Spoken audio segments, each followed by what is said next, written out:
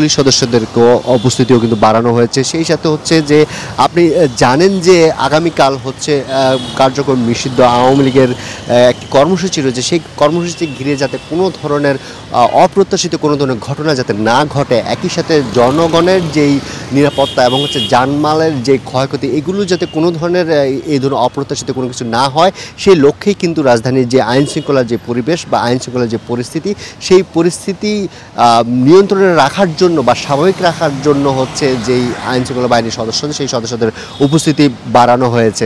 একই সাথে হচ্ছে আমরা দেখেছি যে পুলিশ সদস্যদের যে অবস্থান, সেই অবস্থানও কিন্তু জোরদার করা হয়েছে। সেই সাথে হচ্ছে আমরা দেখছি ঢাকার যেই প্রবেশ পথগুলো রয়েছে, সেই প্রবেশ পথগুলোতে বেশি, যেমন আবদুল্লাপুর, গাবতলী, তারপর সায়দাবাদ, এই ধরনের যে প্রবেশ পথগুলো রয়েছে, সেই প্রবেশ পথগুলোতে হচ্ছে বেশি জোরদার করা হয়েছে আইনশৃঙ্খলা বাহিনীর যে নিরাপত্তা, সেই নিরাপত্তার চাদরে কিন্তু রাজধানীতে ঢেকে রাখা হয়েছে।